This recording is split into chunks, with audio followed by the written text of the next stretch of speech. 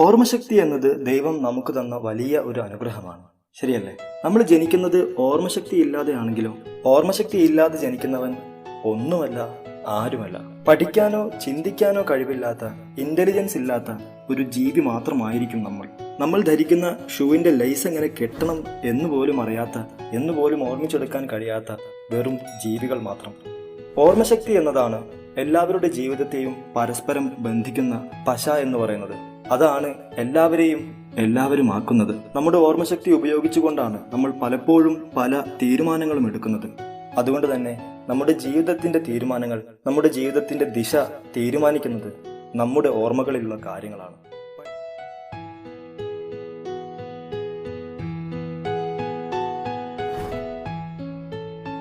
പഠിക്കുക എന്നത് നമ്മുടെ ഉള്ളിലേക്ക് പുതിയ ഒരു ഇൻഫർമേഷനെ ആവാഹിക്കുക എന്ന കഴിവാണെങ്കിൽ, മെമ്മറി അഥവാ ഓർമ്മശക്തിയാണ് ആ ഇൻഫർമേഷനെ നമ്മുടെ തലച്ചോറിൽ സൂക്ഷിച്ചു വെക്കുന്നത്. മെമ്മറിയാണ് എല്ലാ പഠനങ്ങളുടെയും അടിത്തറ. ഓർമ്മശക്തി എന്ന് പറയുന്നത് തീർച്ചയായും നമുക്ക് ലഭിച്ചിട്ടുള്ള ഒരു വളരെ വലിയ അനുഗ്രഹം തന്നെയാണ്. ഏതായാലും നമ്മൾ നമ്മുടെ ഓർമ്മശക്തിയെ ഇംപ്രൂവ് ചെയ്യേണ്ടതുണ്ട്. നമുക്ക് അതിന് സാധിക്കുകയും ചെയ്യും. എത്രത്തോളം സ്ട്രോങ്ങറായി നമ്മുടെ ഓർമ്മശക്തി മാറുന്നോ അത്രത്തോളം നല്ലതാണ് അത് നമുക്ക്. നമ്മൾ കൂടുതൽ ഓർമ്മിച്ചു വെക്കുകയാണെങ്കിൽ നമുക്ക് കൂടുതൽ ക്രിയേറ്റ് ചെയ്യാൻ സാധിക്കും. ഗ്രാൻഡ് മാസ്റ്റർ കെവിൻ ഹോസ്ലി എഴുതിയ അൺലിമിറ്റഡ് മെമ്മറി എന്ന പുസ്തകത്തിന്റെ സംഗ്രഹ വിശദീകരണമാണ് നമ്മൾ ഇവിടെ ആരംഭിക്കുന്നത്. ഓർമ്മശക്തിയുടെ കാര്യത്തിൽ വേൾഡ് റെക്കോർഡ് ഹോൾഡർ ആണ് ഈ പറഞ്ഞ ഗ്രാൻഡ് മാസ്റ്റർ കെവിൻ ഹോസ്ലി. അദ്ദേഹം എഴുതിയ അൺലിമിറ്റഡ് മെമ്മറി എന്ന നമ്മൾ വിശദീകരിക്കാൻ തുടങ്ങുന്ന ഈ പുസ്തകം ഏകദേശം 17ഓളം ഭാഷകളിലേക്ക് വിവർത്തനം ചെയ്യപ്പെട്ടിട്ടുണ്ട്. അത്രയും ജനസമ്മതി നേടിയ ഒരു പുസ്തകമാണിത്. പലപ്പോഴും പല അത്യാവശ്യ സാഹചര്യങ്ങളിലും നമ്മുടെ ചില ഓർമ്മകളെ വീണ്ടെടുക്കാൻ നമുക്ക് കഴിയാതെ പോയിട്ടുണ്ടാകും. ഒരു 10 സെക്കൻഡ് മുമ്പ് നമ്മൾ എന്ത് കാര്യമാണ് പറഞ്ഞുകൊണ്ടിരുന്നത് എന്നതുപോലും നമ്മൾ ഒരുപക്ഷെ മറന്നിട്ടുണ്ടാകും. എങ്ങനെയാണ് നമ്മുടെ ഓർമ്മശക്തിയെ ഇംപ്രൂവ് ചെയ്ത് നമ്മുടെ തീരുമാനങ്ങളെ വളരെ മികച്ചതാക്കി അതുവഴി നമ്മുടെ ജീവിതത്തിന് നല്ലൊരു ഡയറക്ഷൻ നൽകാൻ നമുക്ക് സാധിക്കുക എന്നതാണ് ഈ പുസ്തകത്തിലുടനീളം കെവിൻ ഹോസ്ലി നമ്മളെ പഠിപ്പിക്കുന്നത്. നമ്മുടെ ജീവിതത്തിൽ നമുക്ക് പലതരത്തിലുള്ള ഗോളുകൾ ഉണ്ടാവും. ഓരോ സമയത്തും പല കാര്യങ്ങളും നമുക്ക് നേടിയെടുക്കേണ്ടതായി വരും. എന്നാൽ അച്ചീവ് ചെയ്യാൻ നമ്മൾ അതിയായി ആഗ്രഹിച്ചിരുന്ന ഗോൾ എന്താണെന്ന് പോലും ഒരുപക്ഷെ നമ്മൾ മറന്നേക്കാം. അതിന് കാരണം നമ്മൾ നമ്മുടെ ജീവിതത്തോടും ആ ഗോളിനോടും കാണിക്കുന്ന നമ്മുടെ കോൺസെൻട്രേഷന്റെ കുറവാണ്. നമ്മുടെ ജീവിതത്തിൽ നമ്മളൊരു ലക്ഷ്യം അല്ലെങ്കിൽ ഒരു ഗോൾ നേടിയെടുക്കാൻ നമുക്ക് ഏറ്റവും അത്യാവശ്യമായി വേണ്ട കാര്യമാണ് ഈ കോൺസെൻട്രേഷൻ എന്ന് പറയുന്നത്. എന്നാൽ ഈ കോൺസെൻട്രേഷന്റെ ലെവല് വളരെ വലിയ അളവിൽ കുറയ്ക്കുന്ന ഒരു സംഗതിയാണ് എക്സ്ക്യൂസുകൾ എന്ന് പറയുന്നത്.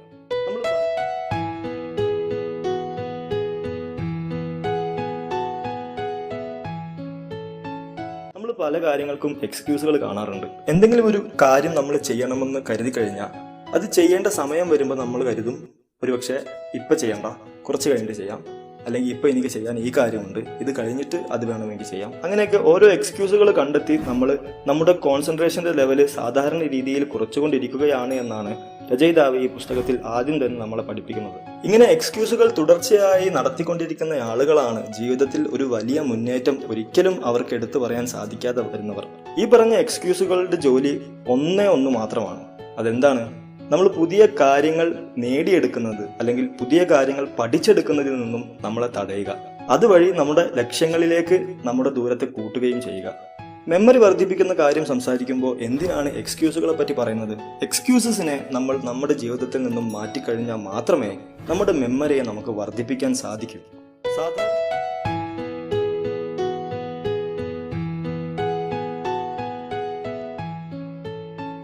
സാധാരണ ജനങ്ങൾ അവരുടെ ജീവിതത്തിൽ നടത്താറുള്ള ചില എക്സ്ക്യൂസുകളെ ഈ പുസ്തകത്തിൽ കെവിൻ ഹോസ്ലി എടുത്തു പറയുന്നുണ്ട്.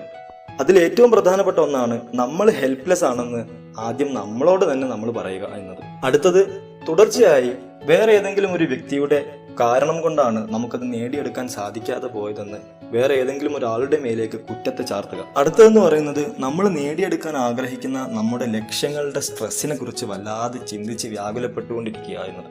നമുക്ക് എല്ലാവർക്കും നമ്മൾ തന്നെ സെറ്റ് ചെയ്തിട്ടുള്ള ഒരു ലിമിറ്റ് ഉണ്ട്, ഒരു പരിമിതിയുണ്ട്.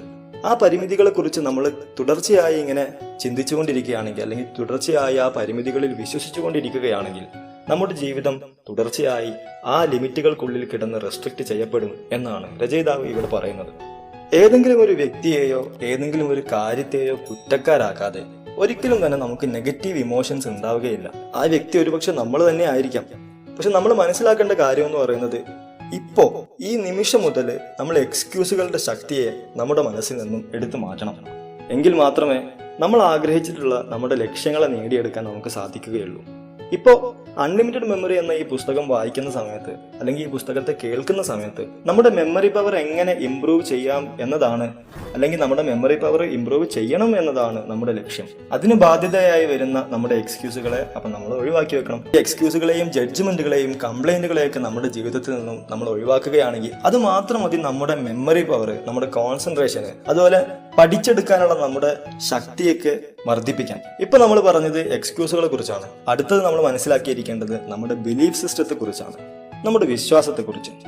എക്സ്ക്യൂസുകൾ നമ്മളെ കോൺസെൻട്രേഷന്റെ ലെവലിനെ ബാധിക്കുന്നത് പോലെ ഈ ബിലീഫും അല്ലെങ്കിൽ നമ്മുടെ വിശ്വാസവും നമ്മുടെ കോൺസെൻട്രേഷന്റെ ലെവലിനെ ബാധിക്കുന്നുണ്ട് എന്നാണ് രചയിതാവ് അഭിപ്രായപ്പെടുന്നത്. നിങ്ങളുടെ ശ്രദ്ധയെക്കുറിച്ചും നിങ്ങളുടെ ഓർമ്മശക്തിയെക്കുറിച്ചും എത്രത്തോളം വിശ്വാസം നിങ്ങൾക്കുണ്ട്? നിങ്ങളെക്കുറിച്ച്, നിങ്ങളുടെ ഓർമ്മശക്തിയെക്കുറിച്ച്, നിങ്ങളുടെ കോൺസെൻട്രേഷൻ ലെവലിനെ കുറിച്ച് ഏത് ലിമിറ്റിലാണോ നിങ്ങൾ വിശ്വസിക്കുന്നത്, ആ ലിമിറ്റാണ് നിങ്ങളുടെ ജീവിതത്തെ മുന്നോട്ട് കൊണ്ടുപോകുന്നത്.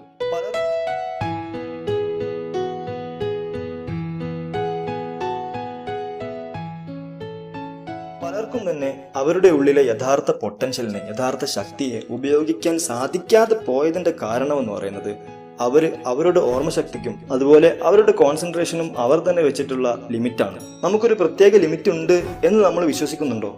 എങ്കിൽ അത് കള്ളമാണെന്നും ആ കള്ളത്തെ ഒരിക്കലും വിശ്വസിക്കരുത് എന്നുമാണ് കെവിൻ ഹോസ്ലി ഇവിടെ പഠിപ്പിക്കുന്നത്. നമുക്ക് ചെയ്യാൻ സാധിക്കും എന്ന് നമ്മൾ പൂർണ്ണമായി വിശ്വസിക്കുകയാണെങ്കിൽ തീർച്ചയായും നിങ്ങൾക്ക് ആ കാര്യം ചെയ്യാൻ സാധിക്കും എന്ന് തന്നെയാണ് കെവിൻ ഹോസ്ലി പറയുന്നത്.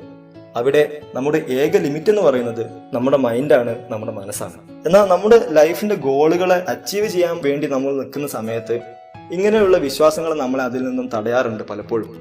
ഈ വിശ്വാസങ്ങളെ എങ്ങനെയാണ് നമുക്ക് മാറ്റിയിട്ട് നമ്മുടെ വിശ്വാസത്തിന്റെ ലിമിറ്റിനെ എങ്ങനെയാണ് വർദ്ധിപ്പിക്കാൻ സാധിക്കുക? ഈ പുസ്തകത്തില് ഗ്രാൻഡ് മാസ്റ്റർ കെവിൻ ഹോസ്ലി 5 പ്രധാനപ്പെട്ട സുപ്രധാനമായ കോർ ബിലീഫുകളെ എടുത്തു പറയുന്നുണ്ട്. ആ കോർ ബിലീഫുകളെ, ആ 5 എണ്ണത്തിന് നമ്മൾ ഇപ്പം മുതൽ വിശ്വസിച്ച് തുടങ്ങണം.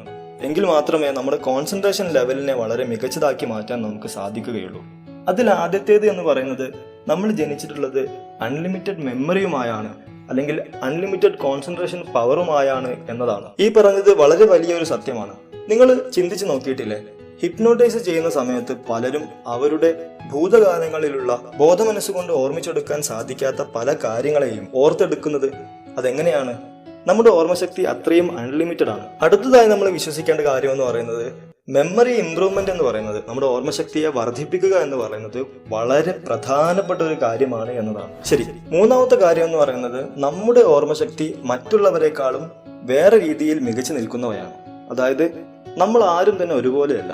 അതുകൊണ്ട് തന്നെ നമ്മുടെ ഓർമ്മശക്തി മറ്റൊരാളുമായി കമ്പയർ ചെയ്യാൻ നമുക്ക് സാധിക്കുകയുമില്ല. അങ്ങനെ ഒരിക്കലും നമ്മൾ ചെയ്യാൻ പാടില്ല. അപ്പോൾ നമ്മൾ വിശ്വസിക്കേണ്ട കാര്യം എന്ന് പറയുന്നത് നമ്മുടെ ഓർമ്മശക്തി നമ്മുടേത് മാത്രമാണ്. നമ്മൾ വേറൊരാളുമായി നമ്മളെ കമ്പയർ ചെയ്യാതെ മറ്റുള്ളവരിൽ നിന്നും വ്യത്യസ്തമായ രീതിയിലാണ് നമ്മുടെ ഓർമ്മശക്തി ഉള്ളത് എന്ന് വിശ്വസിക്കുക. നമ്മൾ പഠിച്ചിരിക്കേണ്ട 4ാമത്തെ വിശ്വാസം എന്ന് പറയുന്നത് ഫെയിലിയർ എന്ന് പറയുന്ന ഒരു സംഗതിയേ ഇല്ല, മറിച്ച് ഫീഡ്ബാക്കുകൾ മാത്രമേ ഉള്ളൂ. There is no failure, only feedback. നമ്മുടെ ഓരോ തോൽവികളും വിജയത്തിലേക്ക് എത്താൻ എന്തെല്ലാം ചെയ്യരുത് എന്ന് നമ്മളെ പഠിപ്പിക്കുന്ന പാഠങ്ങളാണ്. ഇനി 5ാമത്തേതും ഏറ്റവും അവസാനത്തേതും വളരെ പ്രധാനപ്പെട്ടതുമായ ഒരു വിശ്വാസമാണ് പറയാൻ പോകുന്നത്. I don't know it all. എനിക്ക് ആ കാര്യം എല്ലാം അറിയില്ല. ഇത് വളരെ പ്രധാനപ്പെട്ട ഒരു കാര്യമാണ്. കാരണം നമ്മൾ പലപ്പോഴും മറ്റൊരാൾ നമുക്ക് പുതിയൊരു അറിവിനെ തരുന്ന സമയത്ത് എനിക്കതറിയാം, ഞാനത് കേട്ടിട്ടുണ്ട് എന്ന് പറഞ്ഞ് ആ അറിവിനെ ബ്ലോക്ക് ചെയ്യാറുണ്ട്. എന്നാൽ കെവിൻ ഹോസ്ലി പറയുന്നു, അങ്ങനെ ഒരിക്കലും നമ്മൾ ചെയ്യരുത്.